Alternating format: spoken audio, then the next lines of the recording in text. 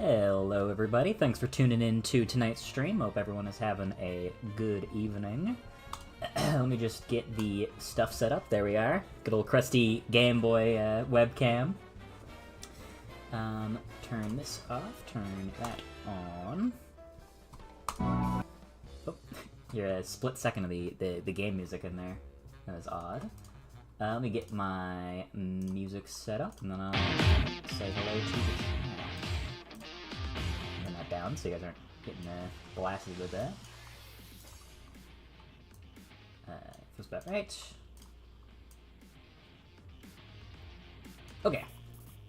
There we are. How's everybody doing? We got Crystal Sword, Oro, 2 multiplied, Bro, Real, and Ace. Hope everybody is doing well. Okay, so, got some big changes and some fairly substantial stuff to that I'm working on. Let's start by giving the new hub world a quick once-over, because yet again I have entirely revamped the whole thing. Let me turn the sound off for this guy real quick. There we go. Okay, so a couple of things to take note of here. For one, the structure is pretty different. There's also this thing right up here, which I'll get into in a moment. So the tutorial section is right here, which I think is a little bit more likely to... Like, we spawn right here, so I think this will do a better job of drawing your eye and seeming like the first thing you're supposed to do. So I think that'll work well. And now the levels are in a more linear order, which I think will be good for new players especially, to make sure they feel like they know the correct way to play the game. But if you want to, like, there's no need to play the levels in order. You can just skip straight to the 4th world, like, at any time.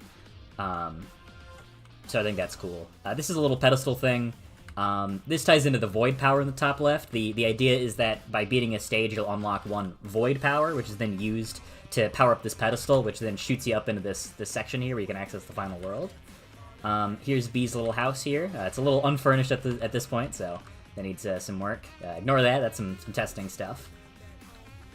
So, that's didn't fix the textures on that yet. I've reworked this section a couple times, so it's still pretty far from final, I would say.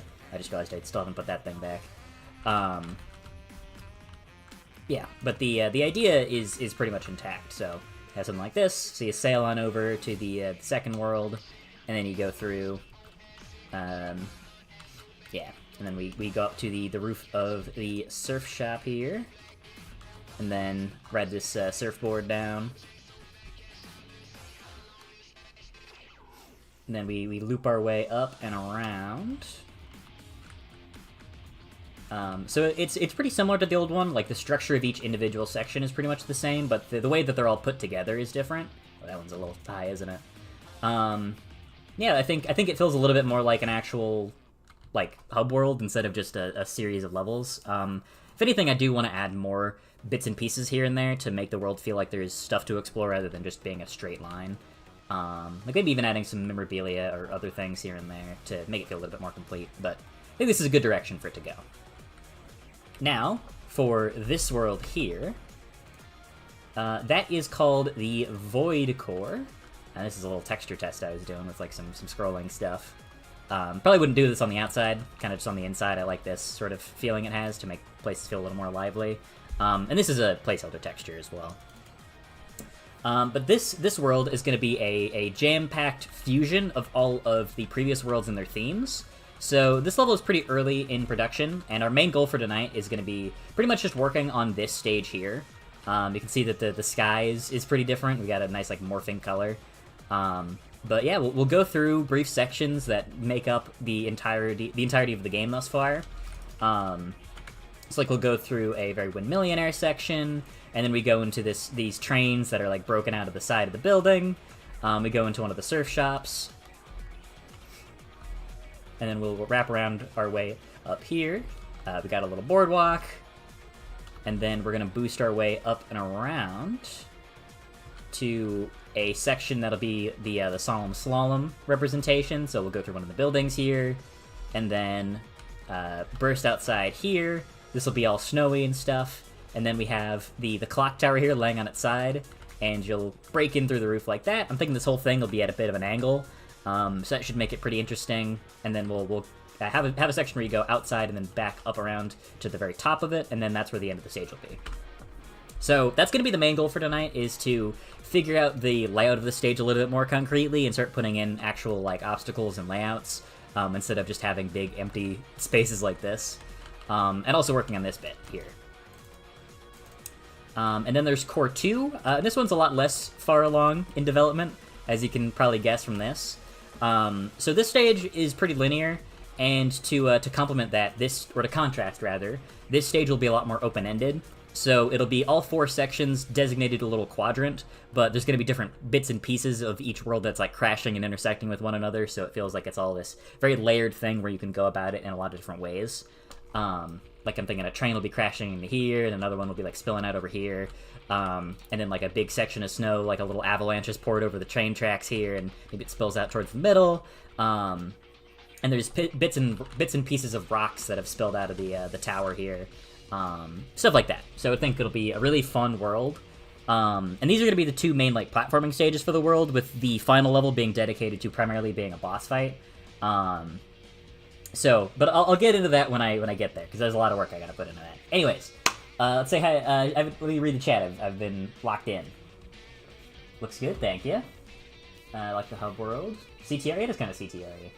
How many worlds will there be? 5 total. Little collectibles or side challenges. Yeah, that's what I was thinking. Do you have a jumble of all the worlds with stuff crumbling? Sounds sick. Glad you think so too. Well, all of the world bosses appear in this stage. I've been thinking about that, actually, yeah. Maybe, like, at the top of each section, then you fight all of the bosses one at a time, or maybe that would be a good thing for the final stage, or... Oh, better idea.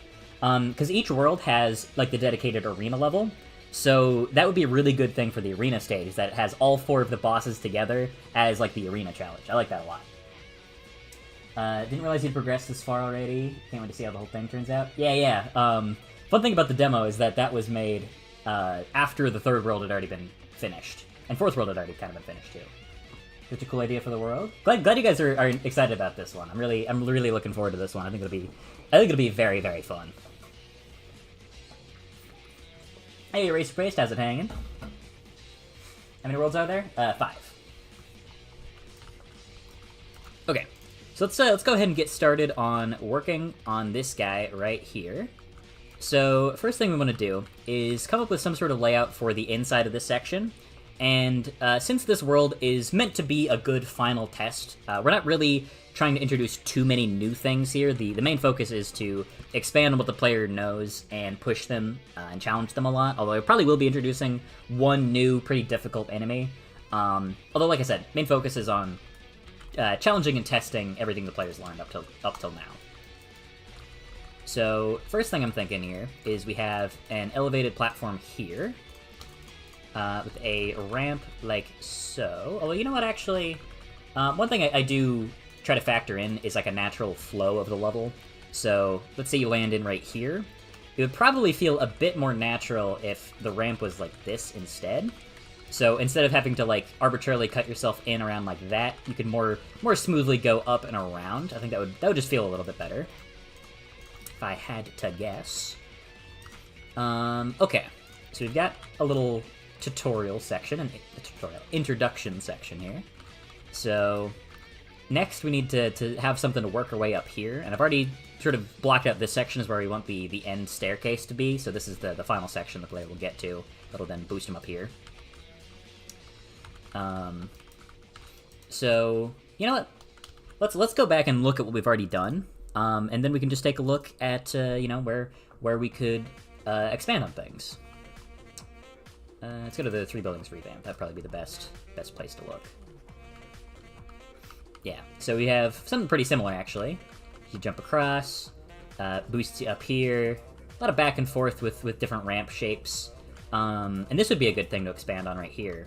Because in 3 buildings, there's a section that I'm a big fan of, where you have to like weave in and around these different bits of like scaffolding.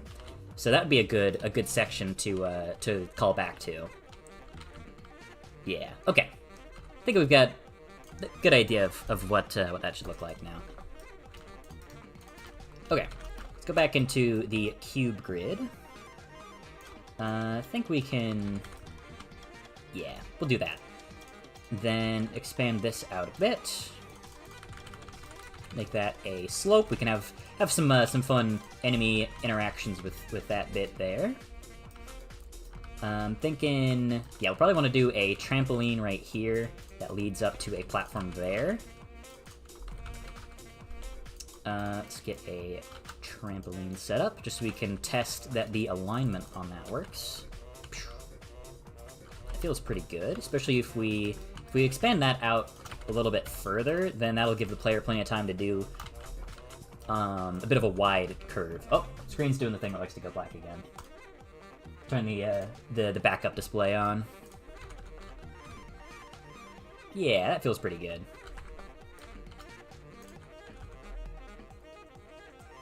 Yeah, that's nice. That's good.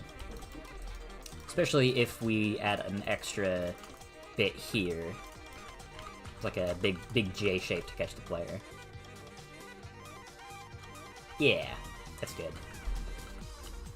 And then we can put some enemies and stuff on here.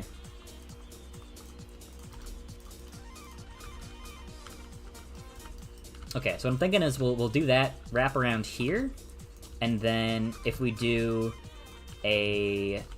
another trampoline here, because I think this area is a little bit too narrow to really work for launchers, so I think we can afford to do another. Whoops! Keep sticking myself inside the wall because this place is a little smaller than I expect. Okay, yeah, that could work. If you say you have to land on here, use this, wrap around, and then land on the staircase, that could work pretty well. Might be a little low actually, because I think that might clip the player's head when they're going up into that section. See if this works. Any thoughts on the current speedrunning records? I definitely don't have them all. They look really cool. Your runs are really cool. When I am like trying to convince people that my game is cool, one of the things I'll do is show them like runs. So usually it's one of your runs that I'm showing as an example of like, look, this game's pretty cool. So I think your runs are very cool. I like them. What's the fourth world? That is a Clock Tower Hell theme. Adding more voltaic variants of enemies would be cool. That would be. It's a little hard to make them work in the current state, like how I've set them up. Just because, like, the way that they are structured, they work very specifically for the gimmick of the third world. So I think voltaics are probably going to stay as they are now, being fairly limited, but an idea that could really be expanded upon in, like, either a DLC or a sequel or something. I don't want to push it too far. Hey, System Fan has it hanging. Wearing my Void Collector shirt, and I must say it's suspiciously conductive of static electricity. I'm wearing. It's a little hard to tell with the Game Boy camera, but I'm wearing mine as well. It's hasn't really zapped me too much, to be honest. Okay, let's see if this works, and it does. It does very smoothly, very cleanly, as a matter of fact. Okay, and we'll do some scaffolding and stuff in there as well to make that a bit more challenging. I think we'll lower the ceiling a little. And now it's gonna clip.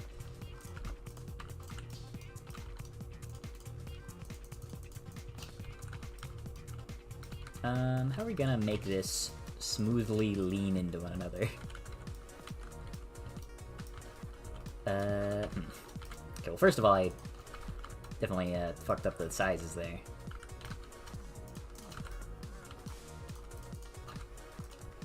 There's like a little clipping is probably okay. But more importantly is if it feels smooth together. So go up. Yeah, okay, that does work pretty well. And then that's pretty fun because you can get a good slide off that and then land with good speed. Nice. Okay. Yeah, let's go ahead and add that scaffolding now. And this is not something I usually put a whole lot of thought into when it comes to these kinds of obstacles. You just kind of go off of vibes, you know, like what feels good. That's kind of an advantage of working on a speedrunning game, is like you can kind of just get away with a lot if it just feels good. Like if it flows nice, it's kind of the main thing that really matters. Like, that's not really a challenge, necessarily. Like, it's pretty easy. I don't even know if there's a way to make that, to fail that, but that just kind of feels nice. But then if you want to, like, take a more direct route like that, then we could put some some more challenge to it. You know, like, maybe we have a bit that's, like, jutting up here.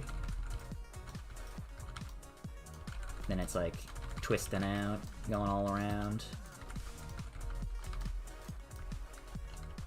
Again, kind of just going off vibes. You know, what feels good, what's fun, what's smooth.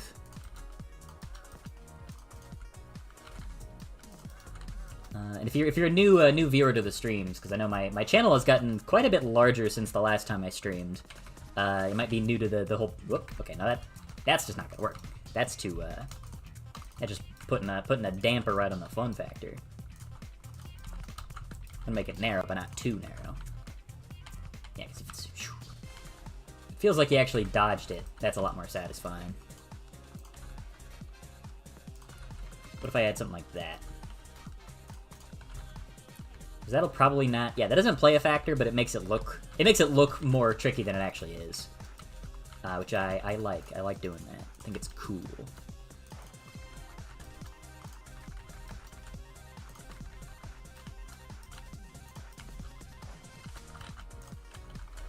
We go like... You can either... no, you cannot weave your way through there. Yeah, no, it's too high. It'll bonk your head on it. What if we lower it by 1? I remember that idea of like something that seems like it's an obstacle, but it kind of isn't. Ooh, that's really satisfying. I like that a lot. You have to get a good angle on that to. Okay, well, not really. You don't really need to get a good angle on it, but it looks nice. But I think it's called like difficulty illusion, where you make things seem more difficult than they actually are, but the obstacles aren't really a threat. So it makes it feel more satisfying, while also keeping it fairly reasonable to beat. So I've been trying to more consciously incorporate little elements like that into my design. Okay, so that section is pretty satisfying. I like the flow of that quite a bit. And this section doesn't really need a whole lot, I don't think, because a lot of this is just kind of come down to enemy placement, because the layout of this is actually fairly simple. But what we do need is a counter right here for somebody to stand at.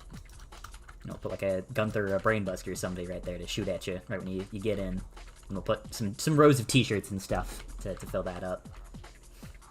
Okay, so we zoom across, zoom inside, and here's where we're gonna have to do probably the most complicated layout of the level. That or the, well, now the friggin' this section, the clock tower, is probably gonna be the most complicated, but we still got some difficulty here. So one of the problems we're gonna be running into here, or rather a challenge, is for the third world, the idea is usually that it's very crisscrossy and interconnected. So if we go to just stage 1 as an example, in case you haven't seen how this world operates, a good example is this first section here, which, yeah. So there's 2 different doors here with this ghostly texture on it that you don't know how to get through. But if you loop around here, clean up all these enemies, then you enter the ghost mode, and you loop back around, goes through here, and you have to do the same thing again, where you go around here, activate ghost mode, come back through, and then you're good to go. So with all that being said, we want to do something kind of like this that incorporates that same feeling of having this looping around level design where you go back in through yourself and things change a little bit on some of those run-throughs, and having these ghost doors and the ghost mode be prevalent. So the question is, how are we going to do that without feeling too obnoxious or too big? Because this level is already going to be kind of large. You're going through a pretty decent number of sections, so we don't want to go too far with it, and then make the level unreasonably big and become kind of frustrating. Okay, so here's an idea. Here's a concept. Thinking that we have, like, something like this. So we put up a dividing wall here. And we'll put up another dividing wall here. Then if we put a ghost door right there, rotate that. Scale you correctly so you fit the doorway. There we go. I'm thinking what we could do is have something kind of like this. So we'll... Actually, that's the wrong button. But we'll split it like that.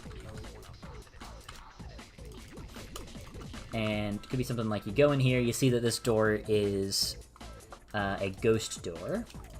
So we go in here, then say do some combat encounter, or you walk in, and the second you walk in, then the other like challenge presents itself. Like, one idea actually could be this. Actually, we can take a little less space than that. So I'm not explaining myself very well. I'm in thinking mode right now.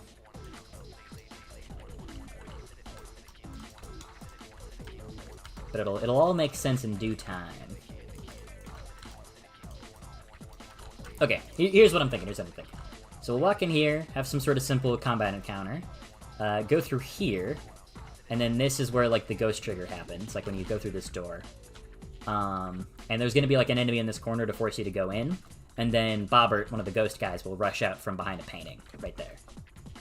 That's what I'm thinking will probably work pretty well as like a good first floor challenge. And then the second floor, which is right up here, we can do entirely in ghost mode. So we could have, like, Sever notice you immediately, so you have to do the entire second floor while she's chasing after you. And then maybe right here, in this room, we'll have, like, we'll have, like, the Voltaic enemies fight you in this room. So we'd have Bobbert, Sever, and the Voltaic enemies. That's, like, all three of the main gimmicks and main enemies from the world tested in a pretty condensed space. So I think that'll work really nicely. What's this New World's theme? Mishmash. I think a couple of small pieces of rubble here and there. Yeah, I think that'd be a good call. Will there be a level editor / Steam workshop? Probably not on launch. That'd be really cool to include, but it's not really something I'm planning on having right away. Just because I don't know how to do that. I would need some time to get that feature implemented. But I think it would be very cool. Getting that view of the level is great. Cool. How's it going, Sand? Love the floatiness and precision of the movement. Glad to hear it. Probably wait until the VOD, the 10-minute passing period. Damn. Alright, see ya. Brainbuster's like a sticky hand to me. Why do you want to keep attacking him? Hey, Century178, how's it hanging? Okay, so let's real quick go back to Solemn Slalom, just so we can copy-paste a couple elements from there to speed up the process. Yeah, so we mostly just want a pre-done spooky lighting thing. Go.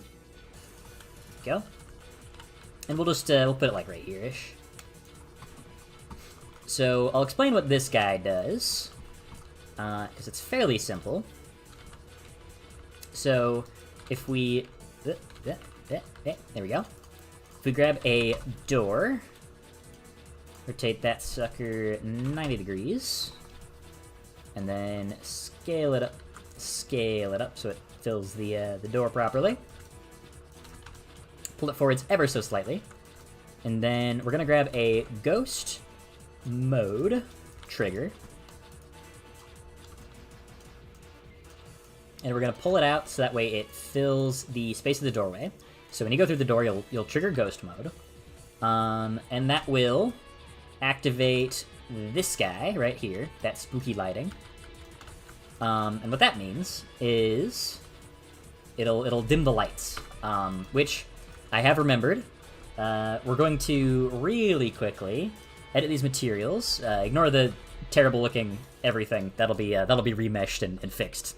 Just haven't done that yet. So let's do at least a rudimentary quick remesh without doing any custom work for now. But if we go to materials and we set these to world grid unlit.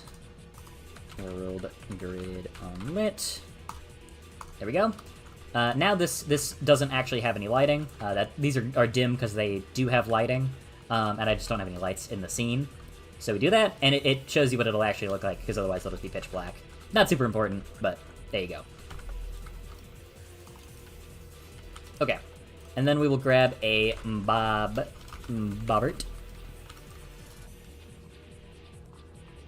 Bobbert, there he is. We'll grab a Bobbert painting. Rotate that sucker 90 degrees. And then pull it down. Now we get that, and then yeah, there he comes. Perfect. Let's just add the other doors in for posterity.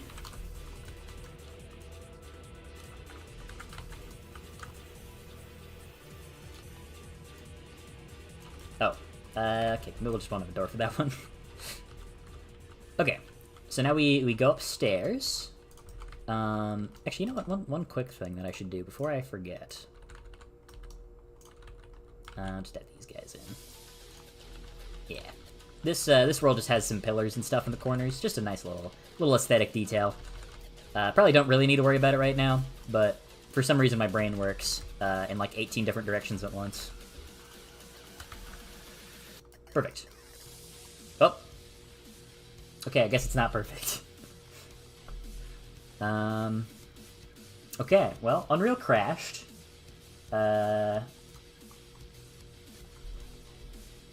I don't really know why it crashed, but it did. Okay, well, let's give that a second. How's everybody doing while we're waiting for that to reboot? Okay, we're back? We're back. Okay. Weird. Should have saved, because I save very frequently. Yeah, okay. Weird. Never noticed the ghost or the cells in the paintings? Oh yes, that's how it is. I love Brainbuster, I want to eat him? Okay. Yeah, the crash columns. Okay, let's work on the second floor now. Set back to 200 block size. Yeah. There we go. You know what, we can even just do that to make it feel a little more claustrophobic. Then cut a hole there. Yeah. Actually, I think I just realized that the roof in here is a little tall. It's supposed to be... Oh, why is it? It's super tall in here. I think maybe I was planning to use this for more, which actually we could, maybe, like have a staircase that winds up and then you jump out down there or something. Maybe. Maybe a little unnecessary. Okay. So I'm thinking is...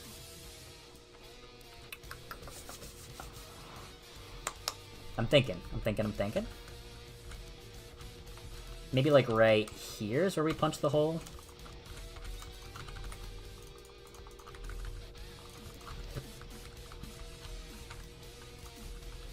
Yeah, so right through here, you're pretty immediately being pursued. So we'll grab Sever, put her in, then put the Sever painting down. There we go. Then we can go ahead and grab this door right here. Drag that in.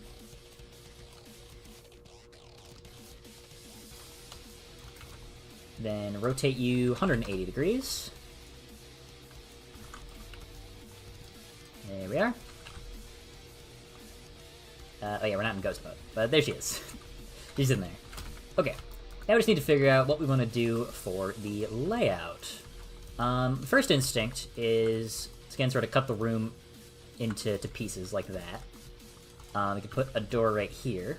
Then we can do interesting sort of challenge here. We could even call back to the first stage where there's this bit where she's sort of chasing you in between these columns. And there's enemies with different ranges, and some of the columns have pieces cut out of them.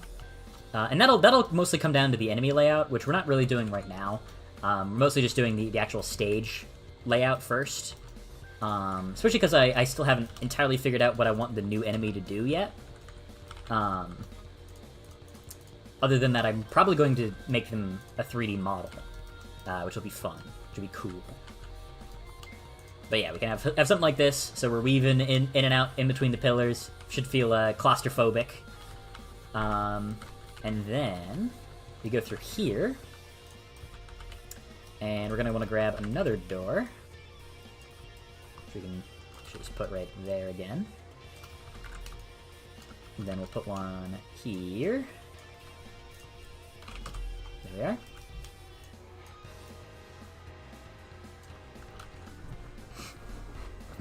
I think I've probably said this every single time I've streamed for like the past almost a year now. Like 9 months, 8 months. Okay, 2/3 of a year. And I've never changed this, but I always get so like locked in to whatever I'm doing that I entirely forget to like read the chat for like 20 minutes. So let me look at the chat real quick. Okay, not a ton of stuff. Black screen is happening? Okay, that's true. It is happening. Let me turn the backup back on. Okay. Alright. So now what we need to do is set up the Voltaic Ghost section. So we can just grab a Ghost Mode trigger, drag that upstairs, then set that up behind the door. There we go.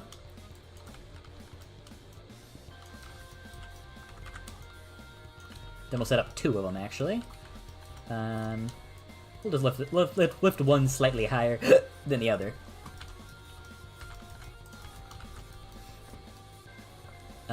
Okay, how do we want to do this? Because one thing I did that I really enjoyed that I could definitely call back to here was something like this. So we'll close the ceiling in first. 5 tall, that's good. And then if we cut out a hole here,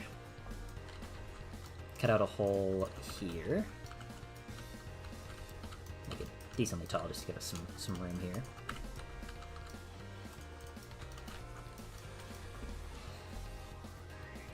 Yeah, I'm trying to think how exactly I want to do this.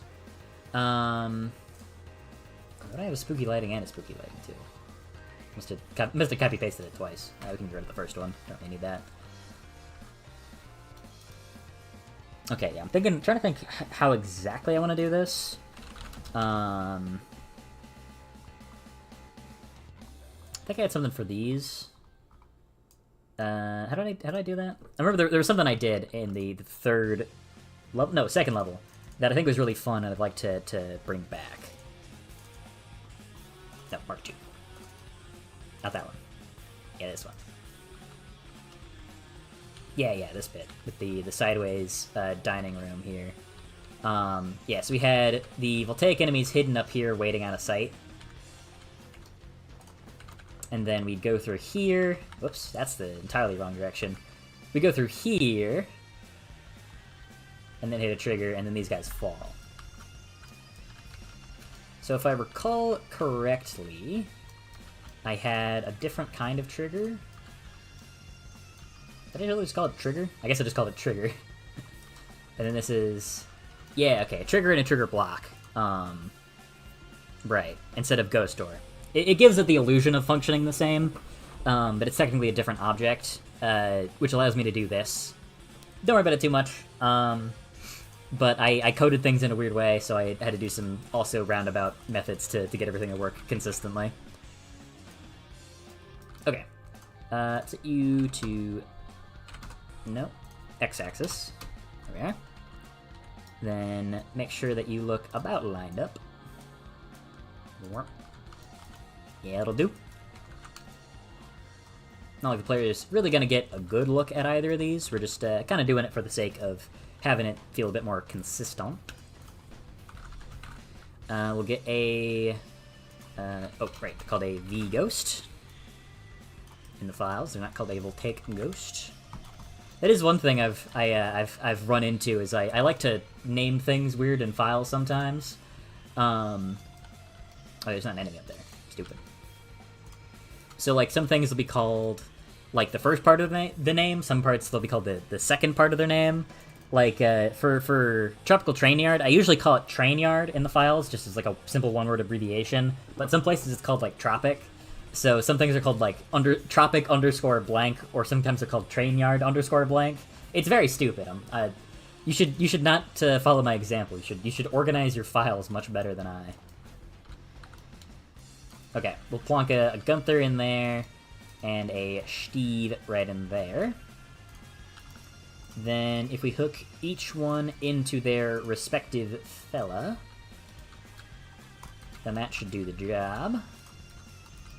And we're going to keep these Ghost Mode triggers, because each one will also be used to individually activate each ghost. Again, primarily done for consistency, and to make sure that it gives me a bit more flexibility in terms of the level design. And then we're going to add the trigger block, and then set that up to one of them right there, and then copy-paste this, drag it slightly down, and hook it up to the other one right here. So now what should happen is you go through here. For some reason that guy stopped for a second, but there you go. Now they both go into their big forms. We'll probably change the level design a little bit to make it harder to get to them, because I think you could probably pretty easily, yeah, just do that. Not really much of a challenge. So we'll add some obstacles and stuff in here, but yeah. Okay, and then we're gonna head outside, and we'll add some props and stuff here to make it feel a little bit more snowy, you know, help with the vibe. Add trees and snowmen and stuff. But I think this'll probably be mostly a bit of breathing room, because you'll have just gone through 3 fairly difficult rooms back to back. So I think giving the player a bit of space to get their bearings will be pretty appreciated.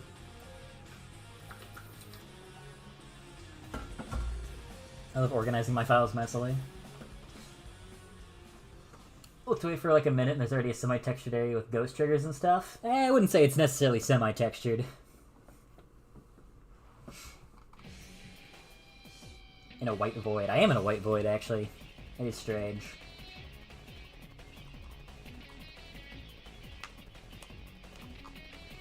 What's your favorite level of each world? That's a tough question. Probably kick the card counter for World 1, so the final stage.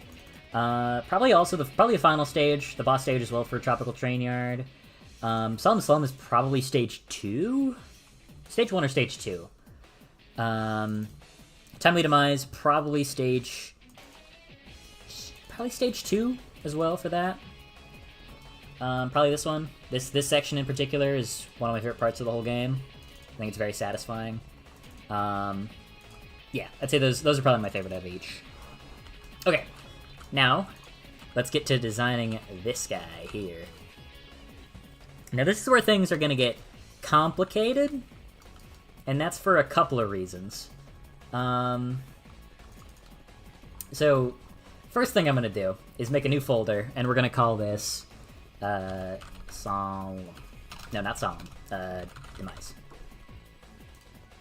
So we're going to grab all of the elements that are used to comprise this section, and we're going to drag them up into this file here.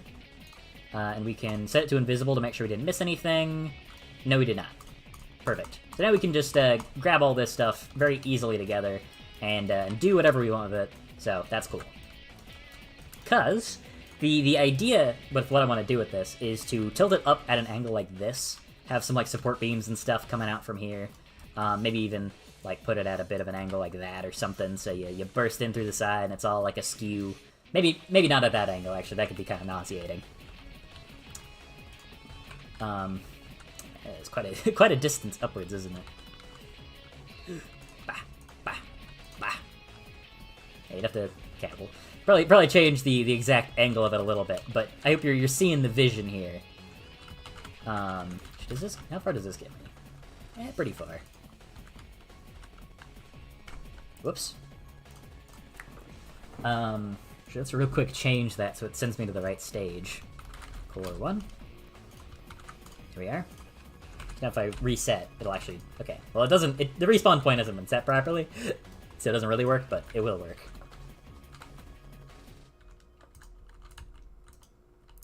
Come on. No. Okay, we'll rotate it to like that, maybe.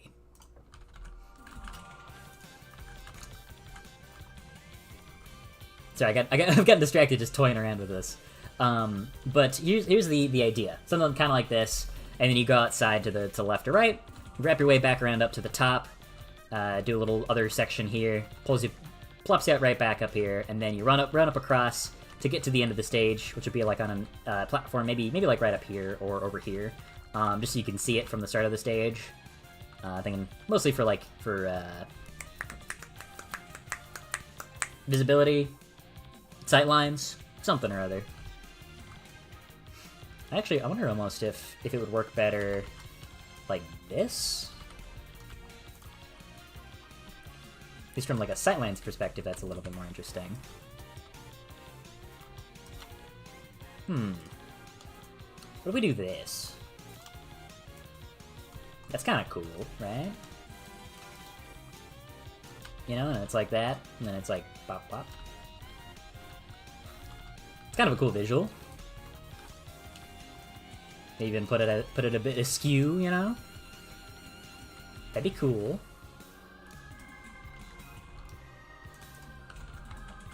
Only problem is that it is now very high up. Which I guess could work, because we could just have like a platforming section along here to run off. That's actually might even be cooler. That might be sick, actually. Oh, look, how cool does that look, actually, with like the morphing sky and the thunder and stuff? Okay, hold on. Pivot.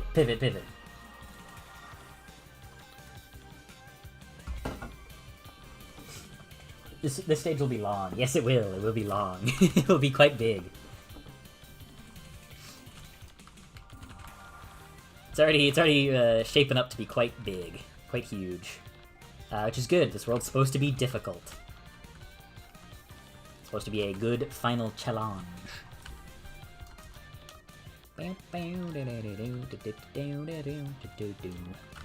Okay, but first thing we're gonna need to do is keep this at a 90-degree angle, because an issue with the cube grid, one of the many reasons that I will be transitioning towards making my level design in Blender after this project, is because you can't really like keep things aligned to the grid like that. Like, you can't really rotate where your grid is coming from. It's all very blocky. So if you want to make changes, it's got to be all like, you got to edit it like this and then test it like that, basically. So it makes some of this a bit unnecessarily tedious, I would say.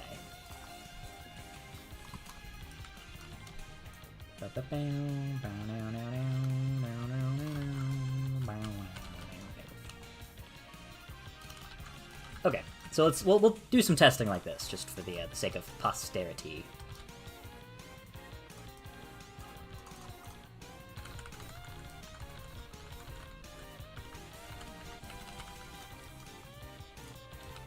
Okay, so we'll have a trampoline here, which you can use to boost your way up and around. And I guess theoretically you could just probably do this, couldn't you? I used that a little too early, but yeah, you could do some pretty big skips there, which I think would be fun. Maybe especially if I put like a launcher or something somewhere up here to give you a dedicated grappling point. That could be pretty satisfying.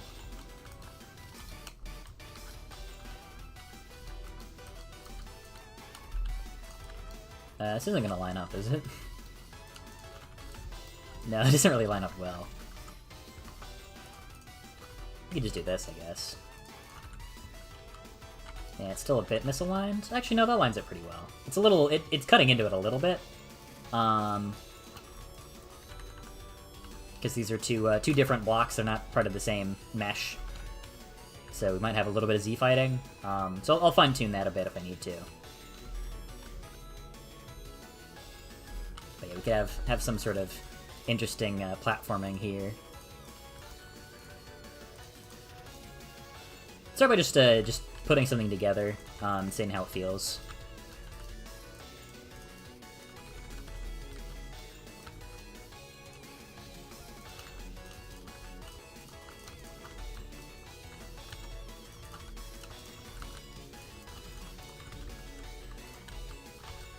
Sure, fuck it, why not? And then... nope, that's not right.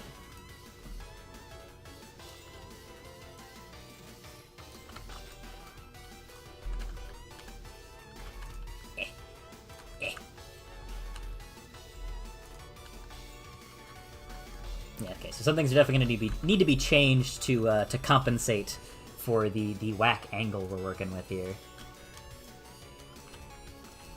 I'll just worry about these later. That's really aesthetic anyways.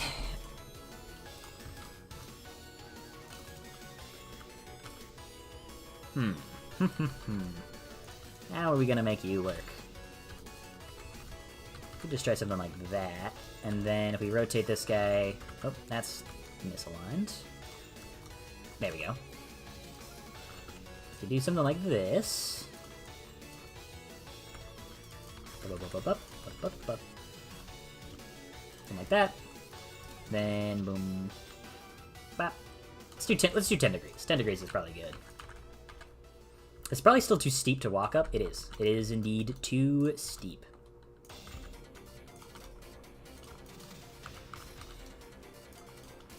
This is the price you pay for ambition. Sometimes you gotta spend a lot of time doing trial and error to make it work. Rotate you back to 90. You know, I'll even probably pull this forwards a little.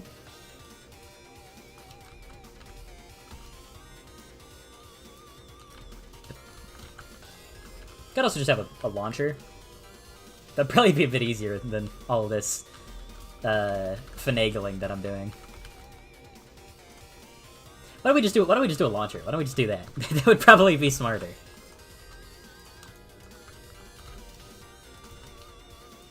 Been doing all this nonsense. No, there's a little... stairs! No! Clean this guy. There we are. Okay. Nope. No, get rid of him. But, where'd he go? Okay, there we go. Now the mesh is a little cleaned up. So I think we'll keep the slope idea, at least in some respects. But we can cut it in like this instead. Probably make it feel more natural. And if that doesn't quite work, we can line up a launcher, a trampoline, like maybe right around here, so it smoothly leads you up onto this. I imagine that would feel pretty smooth to platform on.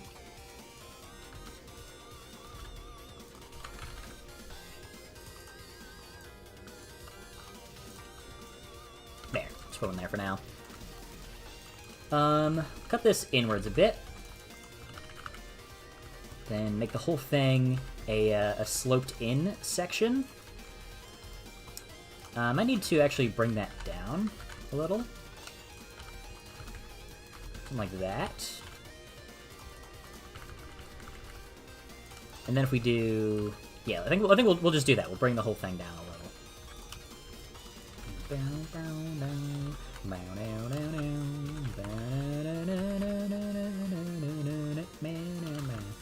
While I'm trial and erroring on this, I wanted to talk to you guys a little bit about the planned schedule for the game. And mostly I wanted to tell you guys that I am extremely, extremely ahead of schedule. And I'm very proud of that fact, because that means I got a lot of time to do polish and refinement, which is good. I really want... That was something I wanted to make a lot of time for at the end of development, was to... Not like, once content was complete, not try to immediately jump into getting the game out the door as soon as possible. I really wanted to adequately spend time, like, getting the game in a more polished state where it feels like it wouldn't be particularly buggy, making sure levels have a good flow to them, all those sorts of things that really do make a big difference in whether or not a game will be fun and, you know, probably successful. So the original plan was that I would be done with the fourth world, with Timely Demise, by the end of January. And it is still about a week left of January, and I have already made really good progress on the final world. So I am very happy about that. We're in a really good spot to get this game finished by April. Because, not to get me don't misunderstand, the fourth world, Timely Demise, does still need a decent amount of work here and there. It's not exactly finished in its current state, but it's really not too far from it. I'm just gonna need some polish and fine tuning to get it that last bit over the finish line. But yeah, I'll probably have somewhere around 2 or so months just to get everything polished and refined, which is really, really good. I've mentioned it before, but to those who won the speedrun contest, they will be getting access to the game a bit early when it's in that still like not quite final state. Especially get like a good final round of thoughts and feedback, which will be especially valuable at that point of development when we're making those last changes here and there, and you know, just getting everything ready to ship.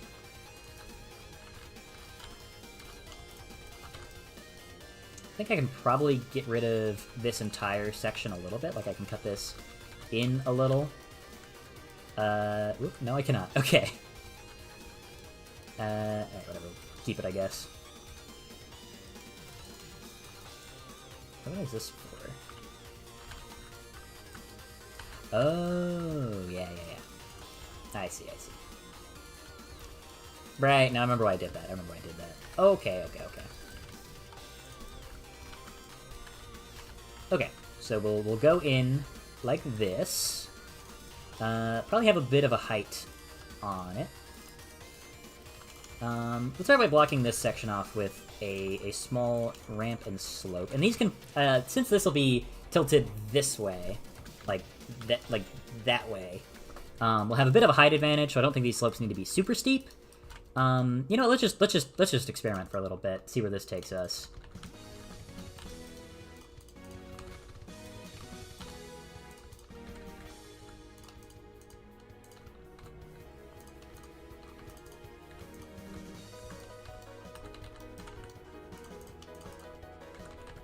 You know, like, this could be fun. If it's like, you dodge back and forth, you jump across platform to platform while enemies are shooting at you, trying to take you down.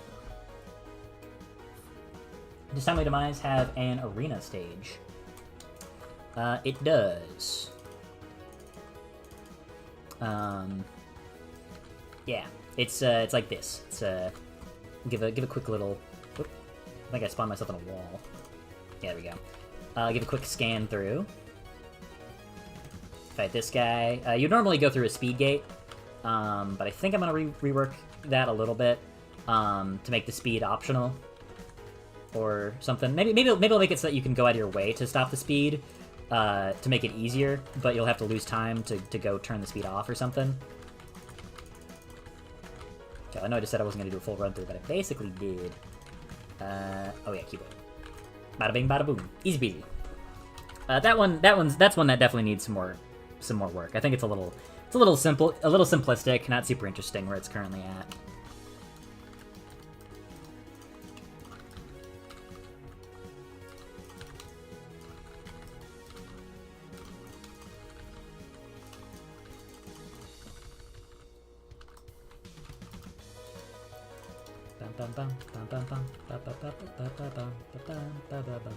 You guys ever play Zero Ranger? That's what this song is from. It's a very, very good game. I like it a whole lot. It's super cool. And the other games that this developer has made, or other game that this developer has made, is very cool. And I swear I did not steal from them, but the other game is called Void Stranger. But I swear I just sort of thought of Void because I was thinking about like the aesthetic that I was planning for with like the floaty level stuff. That's why I called it Void. That's where the Void idea came from. Please do not kill me. Is that jetting out at all? Nah, we're good.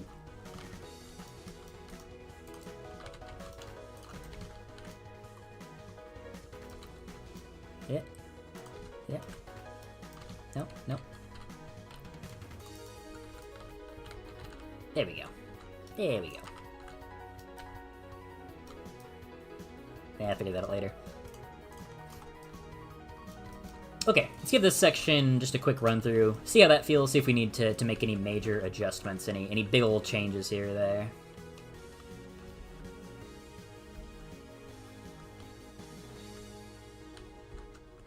Ooh. Oh yeah, the physics feels so weird. You can definitely jump higher basically because of the tilt that everything's at.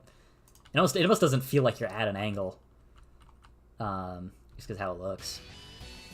Okay, that's definitely something we're gonna want to take advantage of.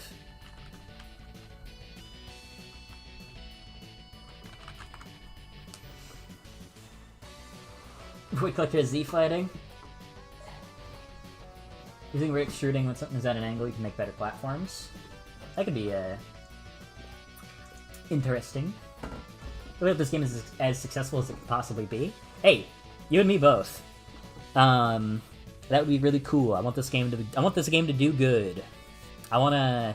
The dream is that this game makes enough money so that way I could start working on the next game and not really have to worry about getting like a proper job, and like just make this my job. Because think about it like this. This is what I've managed to do in a year while going to college. So think about all the stuff I could get done and how cool the next game could be if I just have unlimited, well not unlimited, but if it's just like the only thing I'm doing, you know? Just think about that. Think about the power that I would have.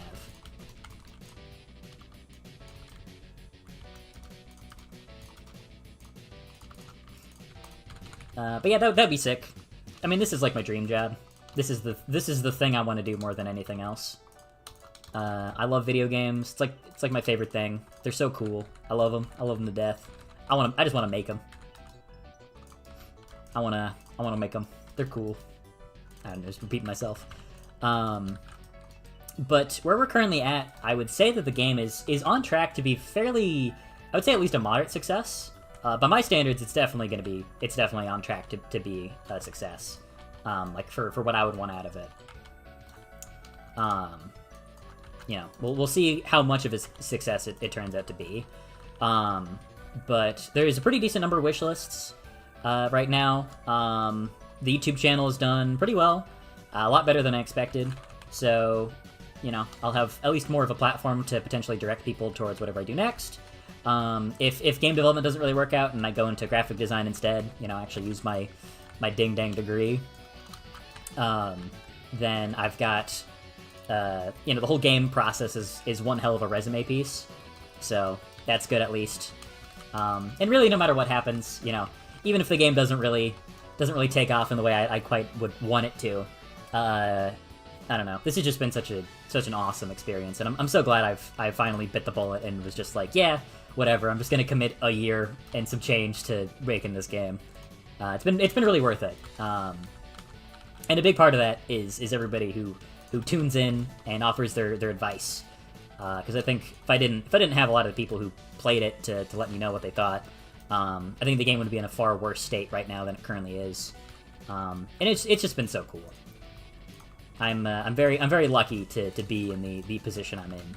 So it's a big thank you to everybody who's shown up, who's gotten us this far. All right, enough sappy shit. Let's get back to it.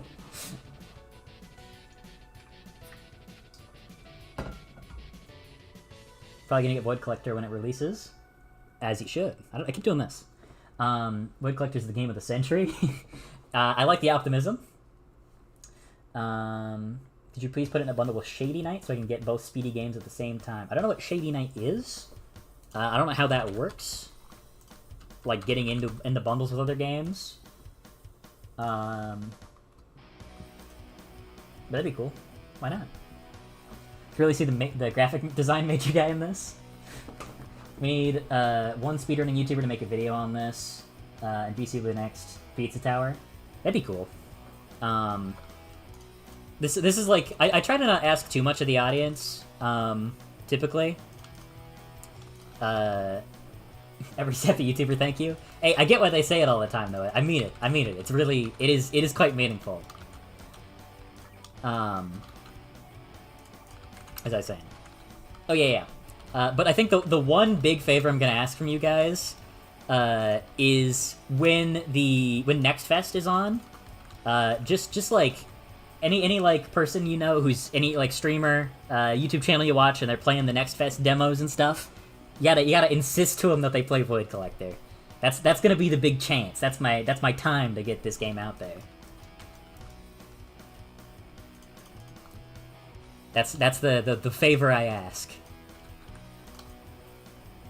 Because, yeah, I mean, if just, like, a couple of YouTube channels pick the game up, and ended up talking about it, you know, that could be a big deal. You just get, like, the right attention from the right people. And that can indeed be quite the game changer.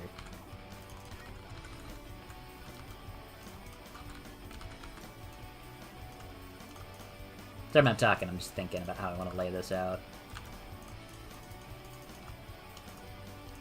Something like that, maybe? Yeah, we could try that. Yeah.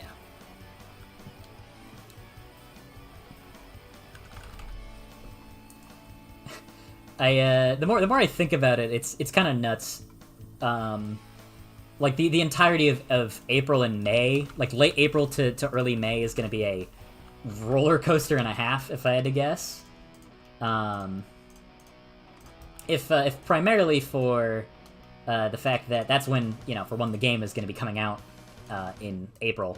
Ideally, I'm going to say the 18th, which would be the second or third Friday, 18th or 25th. One of the Fridays in April. Oh, is that a regular trampoline? Or, that's a regular trampoline. I guess it's just because of the angle. Yeah, the angle makes it all funky. I wonder if we can just jump there. Oh yeah, almost. Almost. Oh, no, not even almost. You can't just make that. Okay. Well, while we're dealing with fun slope shenanigans, I feel like we should probably be incorporating that more into the level design. We'll just have like something like that to catch you. Make the jump a little less precise.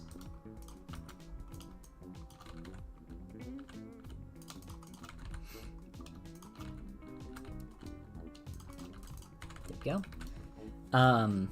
But yeah, anyways. So the game will be coming out, like I said, ideally sometime then in April.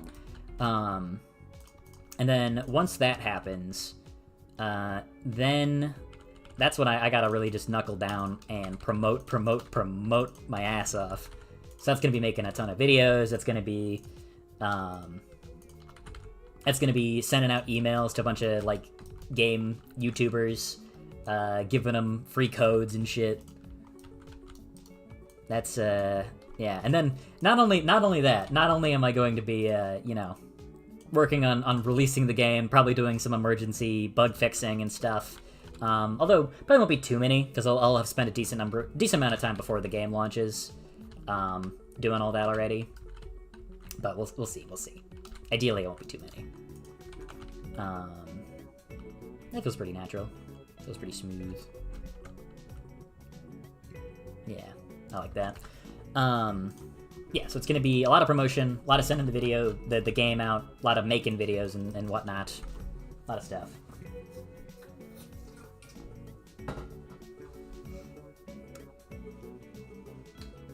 Funny enough, I have a video on this game's 2 demos that I'm working on. Oh, cool. You should, if you're in the Discord, you should link that to in the Discord.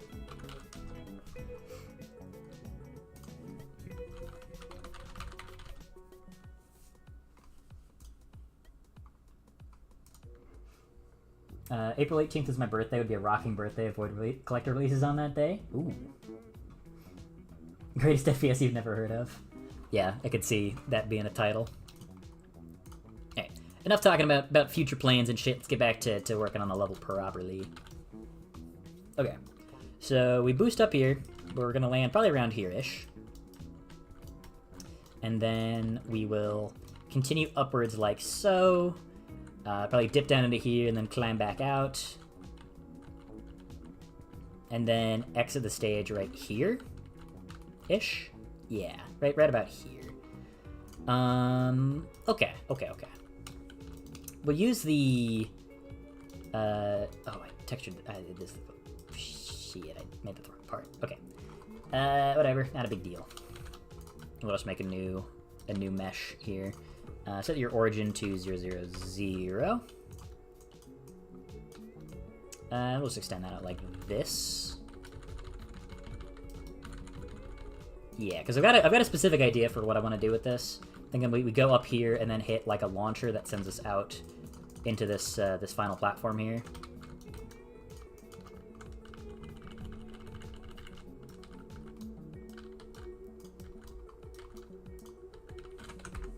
So let's go ahead and test the distance, because I think if we can get the general sort of layout and vibe down, it'll be easier to do everything else.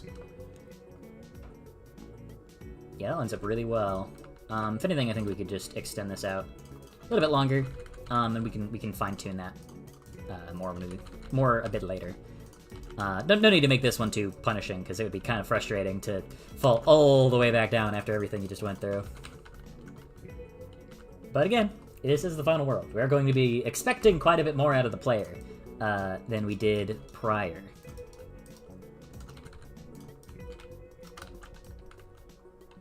Yeah, and we'll put some theming and shit on that, so it's not just a blank box floating in the abyss.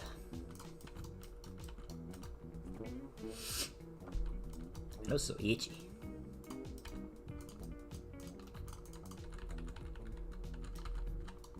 Yeah, I'll put a slope there in case the player gets stuck. I think we can have like some bits and bobs extending out that's got some enemies on them.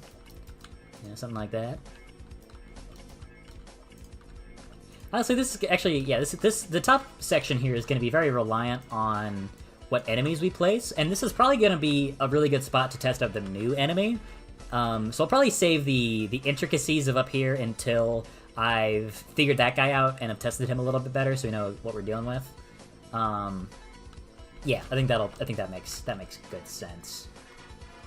Okay. Let's give this stage one like big ol' complete run through and then see how it feels. But right now I'm thinking it looks pretty cool. I'm liking where we're at. Let me just do a little bit of this.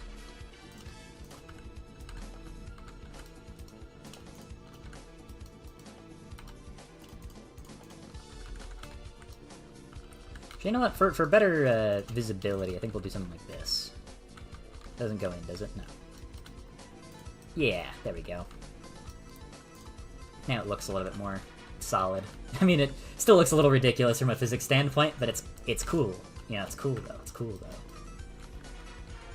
though. Okay.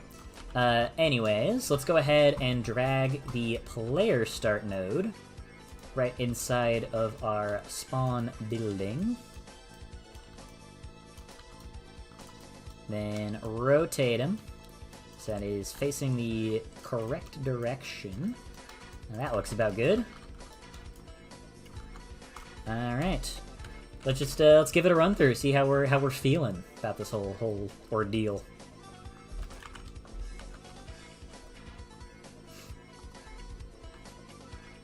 Okay, so we're working our way through this section. We can also skip through that F shape there.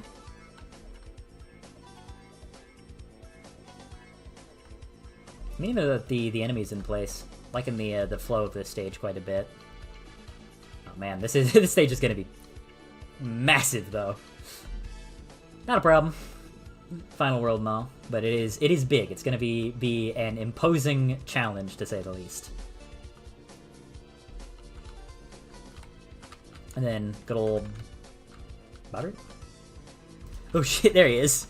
He jump scared me. He was just waiting until I put my guard down. Son of a bitch. And Sever's there. Nope, keep my eye in there. And these guys fall out. Again, rework that a little bit. Oh shit, I forgot to turn it out of ghost mode. Uh-oh, that's bad. Okay, we'll grab an unghost. Right there. Yeah, there we go. Okay, so now you go through here and it'll disable ghost mode. Whoops. Okay, so we'll bounce up here. And this section is probably going to get some reworks. Probably replace that with a regular trampoline instead of a super trampoline. But then we run up the side of the clock tower. Burst in through here. Jump up across. Down and around.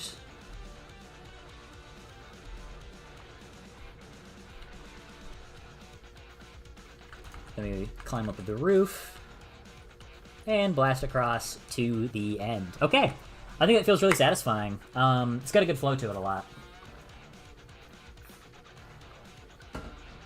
I know YouTube Shorts are cringe, but they're a great way to promote the game. It's true. That's true.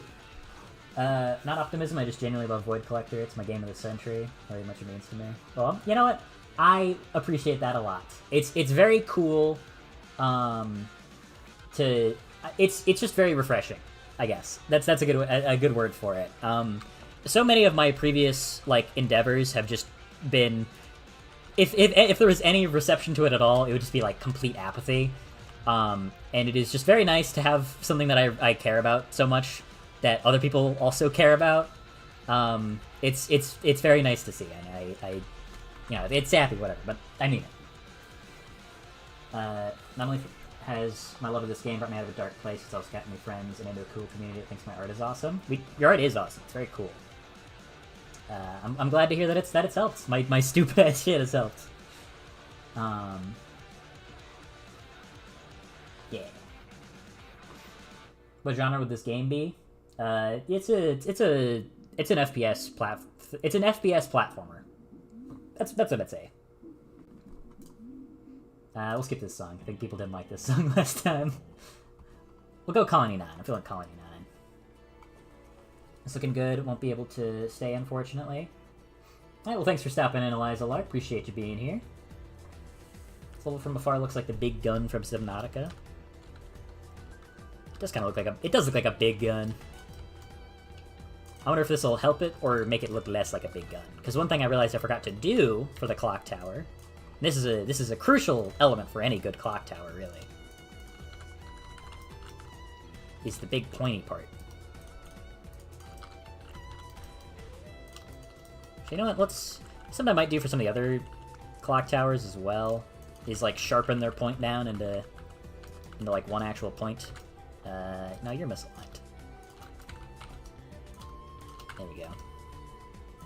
Anyways, yeah, as I was gonna say, that's too much optimism. Too many people are like happy right now, or like think the game is cool or whatever. We need somebody to make the Seth Newlin exposed video about how, like, I don't know, I'm trying to think of like something that I could have done that would be like you make a video on but isn't actually like criminal or something. But yeah, we need the exposed video pretty soon. That'll really be what gets me into the next stratosphere. How'd you guys feel if like one day I just started like uploading drama videos? It's like I'm just like doing video game shit for forever, and then all of a sudden I'm just like talking about how the blank situation is insane. Yeah, with this stage is gonna be real whack with this thing in play, because you can just grapple onto that and fling yourself up straight to the exit. I've thought about changing that, but like this is really funny and cool, so like why would I? You know, it's sick, it's sweet. There might actually be some interesting application with this, actually. So one change that I'm planning to make is that if you touch the end portal, and you don't have all the enemies killed, it'll bring like a little pop-up where it'll be like, hey, you need to kill all the enemies before you can leave. Click this button here, or press a key on your keyboard. Probably press a key, just because it'll be popped up while you're overlapping with it. But it'll be like, press this key to respawn at the beginning of the stage. So let you clean up all the enemies without having to completely restart it. Should just be a nice quality of life feature. But I almost wonder if, in some cases, it might be faster to like go through with like some crazy skip like this, and then hit that and then respawn yourself back to the beginning or something. Probably not on this stage, but I wonder if there might be instances where that would be applicable, like in a speedrunning sense. Because that'd be a really cool run. On it, boss. Void Collector situation is insane. Yeah. That's the kind of language we're looking for. That's the kind of verbiage we need. Also, my brightness is too high. I'm turning it down on the camera, so I'm not a blown-out ghost. I could do this. I could go evil mode. I could be evil maxing. How about that, huh? Now I'm devilish. I'm hiding in the dark. I'm hiding in the shadows.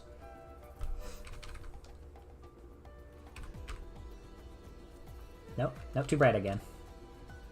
It's so hard to... I'll tell you guys, the Game Boy camera It's funny. It's a funny bit, but it is a pain in the ass to work with, let me tell you. It's not a very good, unsurprisingly, not a very good camera. Pretty bad at being a camera, as a matter of fact. I might use it slightly less in some instances. Probably not all the time. I still like it. It's a good bit. It's a good bit. Don't get me wrong.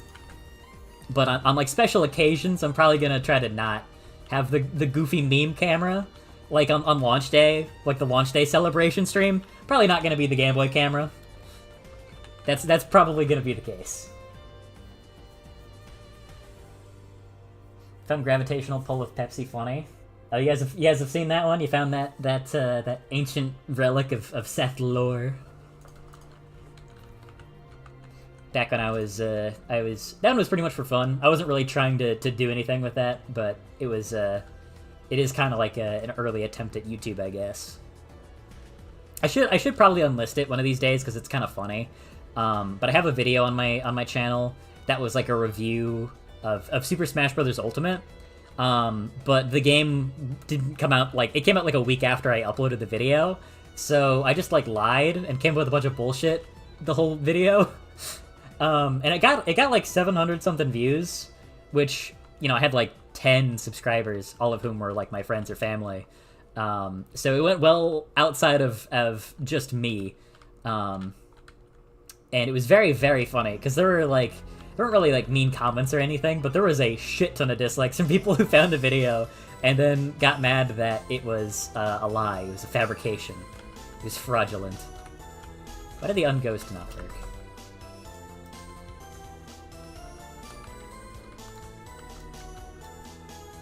Oh, it's not hooked up to the post process. Duh. Stupid. I'm a fool. Okay. I'm gonna run through one more time just out of curiosity to see about how big the stage is. And then I think we're gonna make a little bit of progress on stage 2. Because I think that the main things to need to do right now for the world is, obviously, is the new enemy is kind of the big thing that's holding me back. Because there's a lot of stuff I can't really do till I get that guy done. Like, I might spend a bunch of time making a level design and then realize it doesn't work for the new guy. So, but maybe I'll do... You guys can let me know if you'd be interested in seeing this. I don't know if I'd want to do it. But it could be fun to do, like, a Blender stream where I work on the model for the new enemy live. That could be kind of fun. Although there are going to be some things that I'm not going to show you guys on stream. Like the 3D model of the final boss, who should be a 3D model if everything goes to plan. What that looks like, and the final boss stage, and any of the cutscenes that I'm working on, because I am working on cutscenes. They're pretty rough right now, but they're cutscenes. They are functional. I'm not an animator, so keep your expectations in check. But I am going to do my best. I want them to look cool and exciting. But yeah, cutscenes. The big old boss, and some other secrets I'm working on. There are things that I will not show on stream or in videos that you're just gonna have to play the game for. Although the intro cutscene, if depending on how good it is or not, I'll probably upload that as like a separate video. Okay, but just walking, that took about 1:33 to get through the whole thing without any shortcuts. So this is a substantial stage. It's gonna be pretty difficult, pretty lengthy. But I'm liking the direction this is going. Add Pog in the game? I can't do that. I can't do that. Seth Miller pulls up with a Game Boy camera to his wedding. That would be something. That'd be baller. Enemies enter the third dimension. There'll be one 3D enemy and then one 3D boss fight, primarily to show like the contrast of the Void stuff. They're not just going to be randomly 3D and everything else will be 2D. They'll be 3D with a good purpose. That's the goal.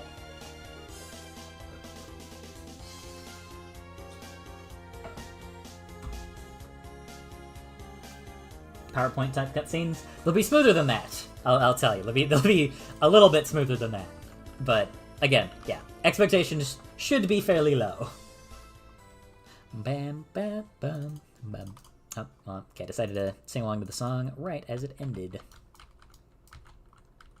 Okay. Oh, I am in completely engulfed in shadow. Let me turn the brightness back up a little bit. I am a nightmare creature all of a sudden.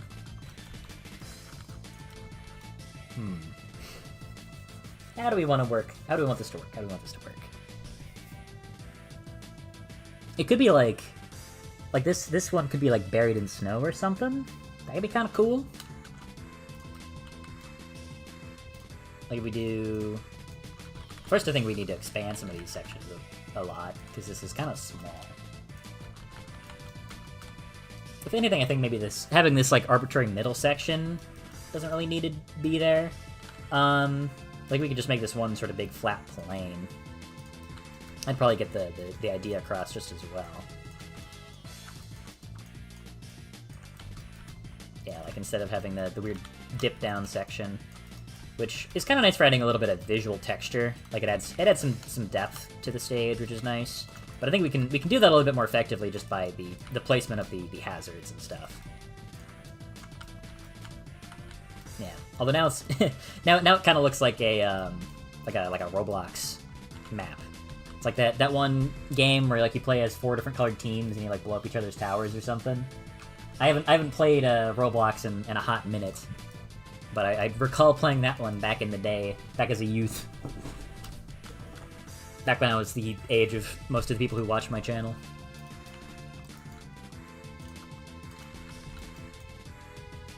Yeah, I think here's a little idea I'm concocting. Maybe we could like have a section in here, and then you go up onto the roof, and then you go into here. And then we could have like a bunch of snow right here, and it's kind of like spilling out over into the building. Like it's like half buried in snow.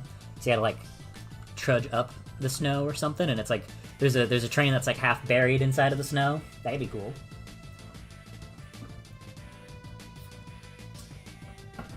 Why you set the shadow creature? The brightness on it is just so whack. The audience call out? Hey, it's not a dig. It's just true.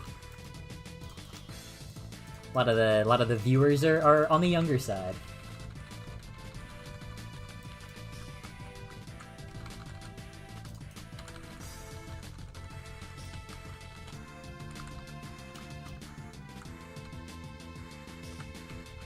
Sure, we'll just make that a slope, I guess, for now. Probably gonna want to do something to make this look a bit more naturalistic instead of just being like, you know, like a big old slope. And I don't really know how I'm gonna do that, but I'll figure it out. I might do a little bit of blendering for that too. Some custom deformation. Yeah, whatever. It's fine.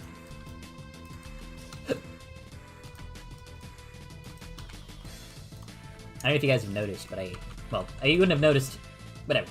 I'm overly, needlessly explaining myself again, which is a Seth classic, Seth staple, if you would. But I had some pizza for dinner. Me and my roommate split a pizza. That was cool, very tasty. But I think I ate too fast, so I've got quasi hiccups at a very frequent rate. Because I'll be honest, I devoured that thing. I ate half a pizza in a record time. I was a very hungry lad. Yeah, it kind of looks like ass, but we'll fix it. We'll fix it in post. Post as if that's not literally right now. The words we collected along the way. The game, I will say, probably no dialogue in the cutscenes. I wanna try to keep everything wordless. Now, Void Collector 2, maybe we'll want to do some words. I've got some ideas for where the plot in that would go. But for the simplicity of this game, for the relative, you know, yeah, I guess just simplicity of it. 2, 3, 4, 5. Don't wanna bog things down with words and shit. Nope. Click both of them, please. 2, 3, 4, 5. There we go. It looks a little odd, but whatever, it's fine. I think I was supposed to cut that corner in instead of actually...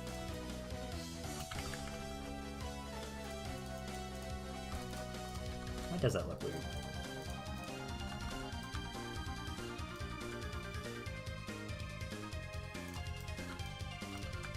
I I think actually... Oh, shit. Redo? I think all I need to do to make that smooth is... just... this? Yeah.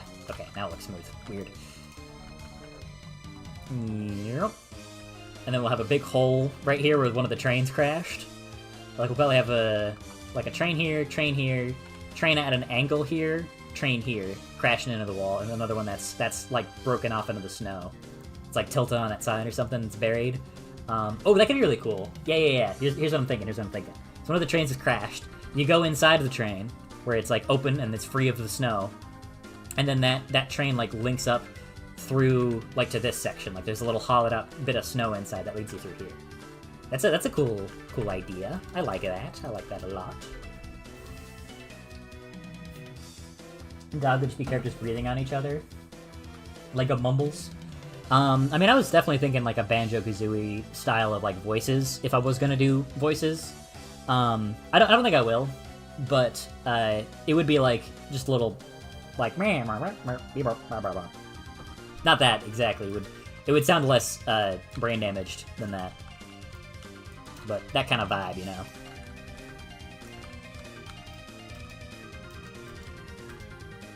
Yeah, that's what I'm looking for. Look, we got a little patio. Or yeah, balcony. That's the word. Yeah, got a nice little balcony. It's just getting buried in an avalanche.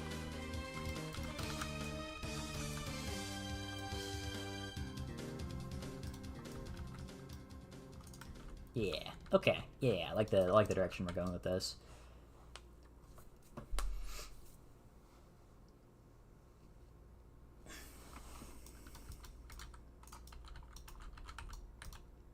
Alright, start by hollowing this section out. Oh, I'm on the wrong mesh. There we go. So start by hollowing that out. We'll just hollow the whole thing out for now. We'll refill in walls and ceilings where we need to. Oh shit, my playlist ended. Run it back. Let's start with basic dungeons. Yeah. I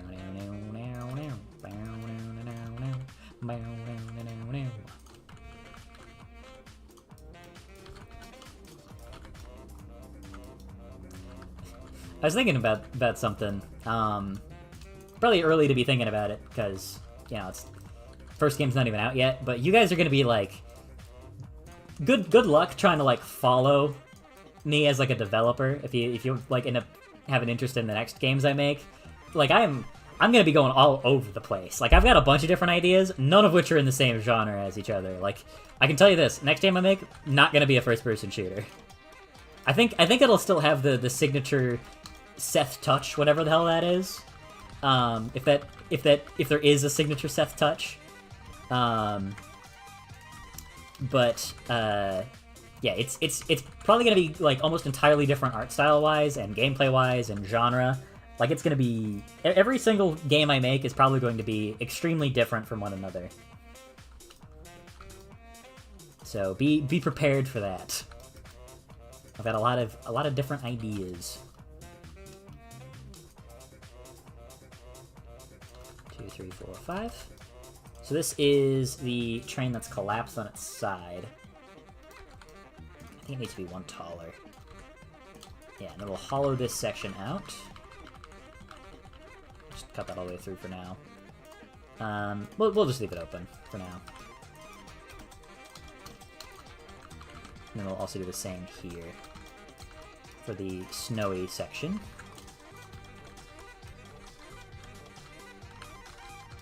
Yeah.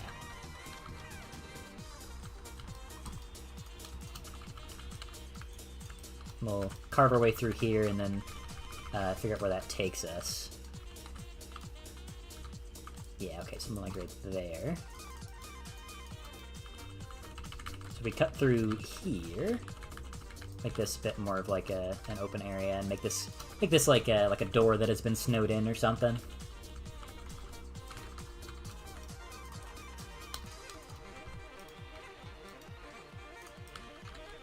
Yeah, it's a nice way to tie it all together.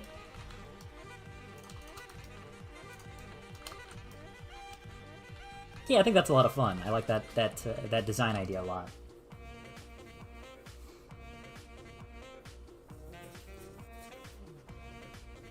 I love assigning voices to the VC characters. You've put more thought into what they would sound like than I would. I mean, the only one I have like a strict idea of what I think they would sound like is B, the pro tag, because he's basically just like me where I wanna be, I guess. Like that's like his whole that's what he was just kind of built on. Danny G type beat? Who's Danny G?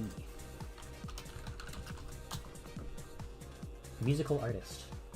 I don't know what this guy does, but I'll assume he does a lot of different genres. Okay, well, we'll have another little snow block here. Not a little snow block, a big snow block. I got a big ass snow block right here, and it's also avalanched in. No, look out! I'm stupid. I've been thinking. This is something I've been thinking about. I've realized that like when I'm like Seth when he's streaming is very similar to like what I'm like when I'm like home alone, and like I'm just kind of like I just start like saying shit and it's just stupid. It doesn't mean anything. But like I just like talk. I think I just talk for the sake of talking sometimes. Redo that actually. But like when I like think about, well, like I stop and think about something that I've just said on stream. There's so many times I catch myself thinking like, what did I even just say? What was that? That didn't mean anything. That was just nonsense. So when you're on stream, you just talk. You gotta fill the space. You got air to fill, right? So sometimes you just start talking for the sake of talking without thinking, and your brain just starts going on autopilot, saying the dumbest shit you ever conceptualized in your entire existence, and you start going on some nonsense ramble where you don't even know how you got there in the first place. It's kind of fun. That's one of the best parts about streaming. Is you really just get to go on a full avenue of dumbassery.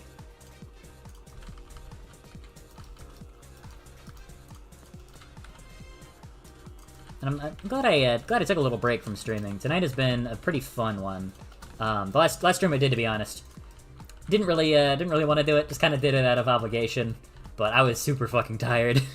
I did not feel great. My heart was not in it. Tonight's been a lot more enthused. I've had a much better time. I think just taking a little time away, letting myself get adjusted to the start of the school year again. I think that's been a good call. It's good to not overexert too much, especially because I've worked so hard over the course of the year to get shit done that I can allow myself to take little breaks here and there where I need to. Yeah, no need to keep pushing.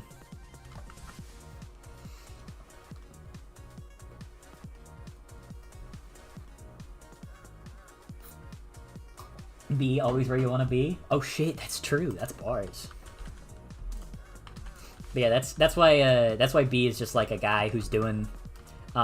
He's got like a little journal entry that I actually don't know if I've used that as a memorabilia yet.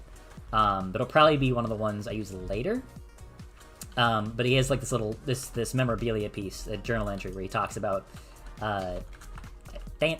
he talks about the fears he has when it comes to actually going in to kill the collector.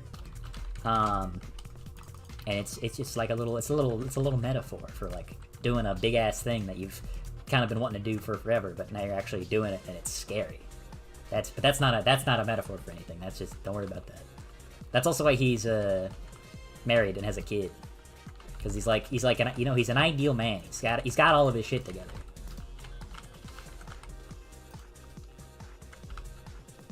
And then if this game is a success, then I can get my shit together instead of being let's say not financially stable college student.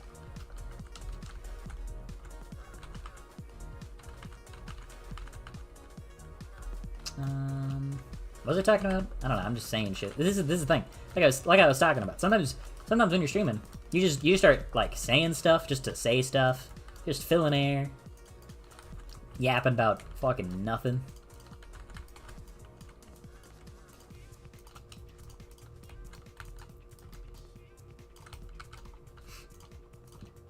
So okay, back to the level.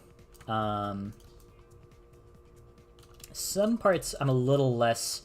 I'm not quite sure how exactly I want to handle some of these other parts of the level. Because it's kind of easier to bring the snow and the train stuff together. It's a little harder for Timely Demise and Windmillionaire.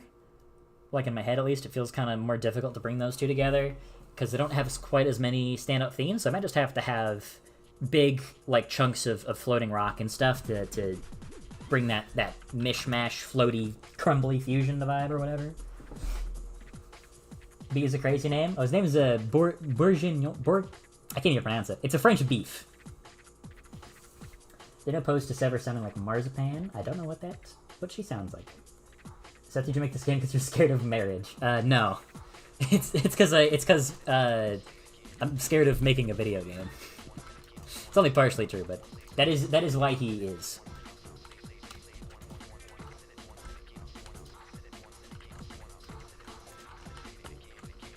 But I made the game because I love video games, and I wanted to make one. It's very simple. I'm a very simple man, you see. That's another bug I need to fix. If you take damage while the juice meter's refilling, at least by certain means, it'll just like, yeah. I don't know why it only works on this, but like if you boost yourself, it just stops the juice, like it resets the juice meter from refilling.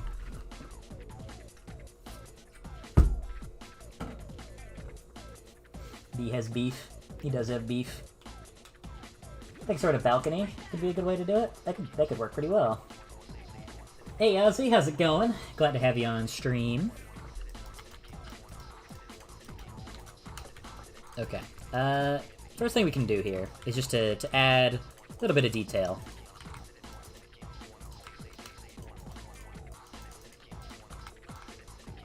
Going for 100 minutes? Okay. I'll try to round it out to make today a cool 2 hours, I think.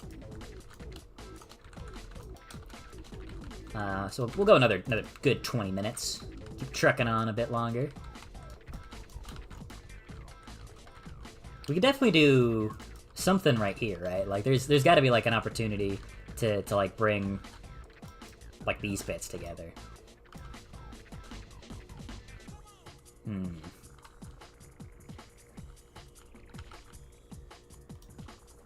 Sorry, I was grooving for a second. Let's make sure we're editing you. 1, 2, 3, 4. 1, 2, 3, 4. Cut a hole in there like that. 2, 3, 4, 5. 1, 2, 3, 4, 5. 1, 2, 3, 1, 2, 4. Do that.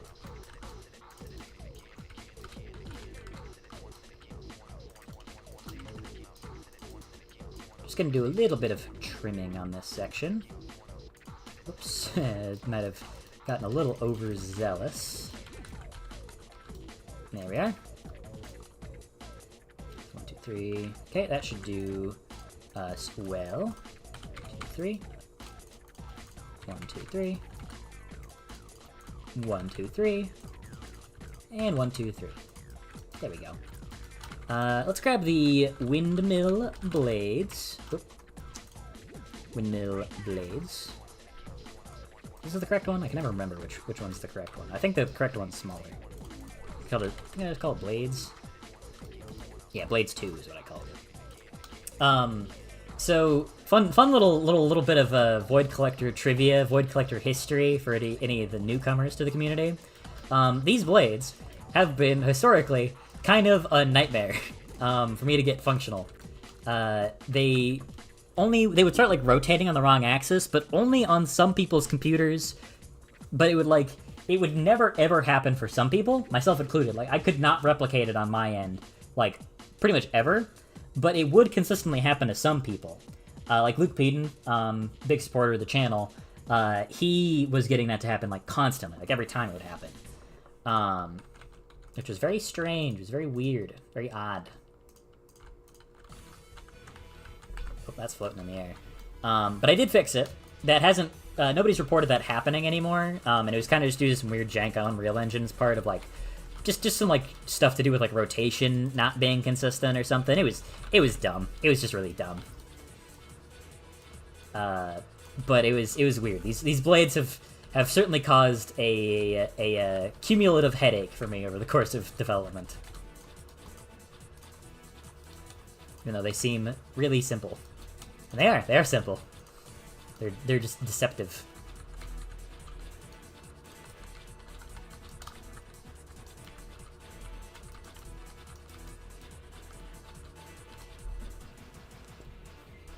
The horror of the Y-axis rotating blades. Yep, you got it. When will Blade haunt my dreams? Mine too. Mine too.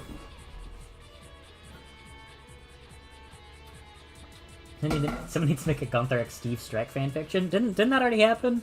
Or was it somebody else? Was it like Slapmo? I forgot who wrote it, but that was very strange. Just like put yourself in my shoes for like for like that angle. Because this, like, I'm gonna say this is like a couple of weeks after I started working on the game, like after I started making videos on the game rather. And the Discord was starting to grow. I was like, okay, this is cool. This is kind of like getting somewhere. This is interesting.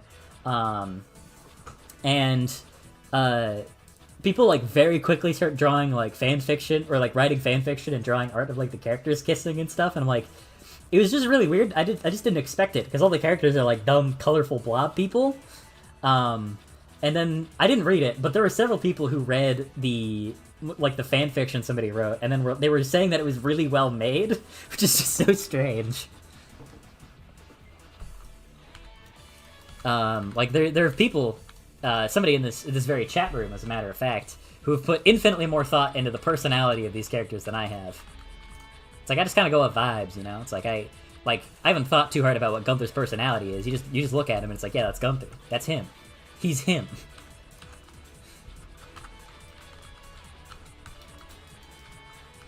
I don't know. It's weird. Making stuff is weird. It's weird when people can find your thing and attach themselves to it in ways that you did not ever anticipate. It's not a bad thing, to clarify. Not saying you're not allowed to do it or shouldn't have fun doing it, because I definitely think you got full clearance to Death of the Author and all that. But it's just very strange. It's a very unusual thing to see people just like take this thing you got and go running wild with it in all these different zany ass directions. It's like, not that I really expect much, but like I mean, I guess a good example is the dating sim, because like the first fan game that's being made for Void Collector, hopefully the first of more than one, is a dating sim, which is frankly the last genre I would have expected for like a fan game to be. But, I mean, it's what the people want to make.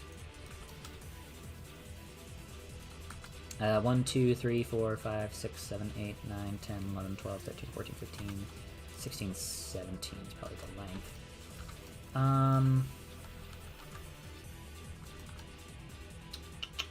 I'll put one right here. I'm putting trains down, by the way. That's what I'm doing.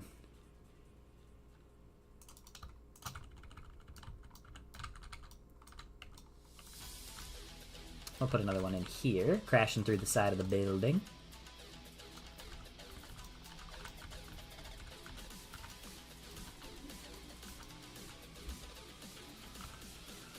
We'll put this one on the side as well, I think. Yeah. Gunther's personality is Gunther. That was me? Oh, you made that. Okay.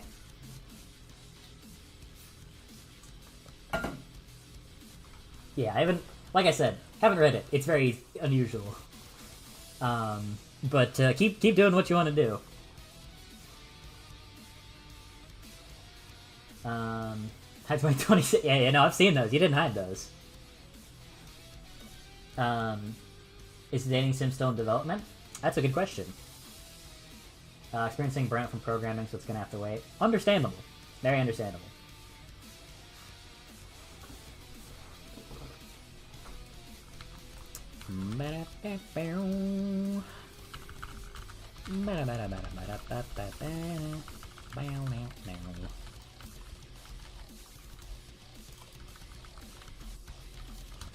You guys should play the Yakuza games if you haven't. They're very cool. I like them a lot.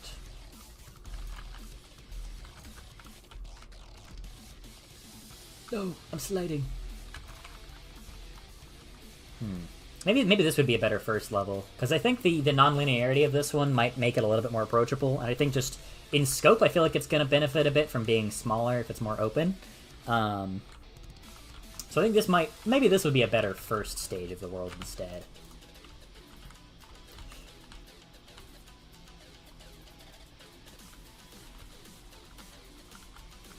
I'm gonna impale myself.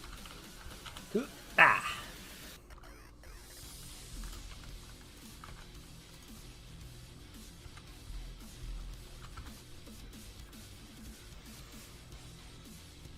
I could make a shitty Gunther dating sim and Scratch in like a day. Yeah, you could do that. You could try to beat him to the punch, I guess. But their plans for the dating sim have gotten pretty ambitious. So I'm interested to see where it goes.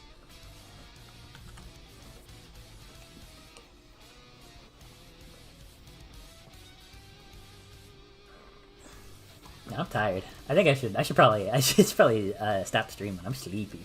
I don't know why I'm so sleepy. It's only 6:20 p.m. Actually, you know what it is? It's all that pizza hitting me. It's all that pizza running through my system. I ate 2 big slices of pizza and some cheesy bread from Domino's. Now I am full of bread and tomato and cheese and pepperoni. My blood is slowing down to dangerously slow speeds. And I'm going to collapse and become comatose in a matter of minutes. So I think I shall wrap up for today. But a good 110 minutes, almost 2 hours. So that's good, I guess. Yeah.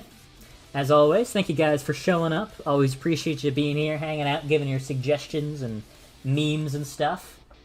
Why is CSGO listed in the description? Is it? Let me refresh the stream. What the fuck? Why is CSGO listed in the description? Good point. I don't know why that's in the description. Anyways, yes, appreciate it. The channel has grown quite a bit over the past whatever amount since the last video. It's grown a lot. We're almost at 9K, which is really cool.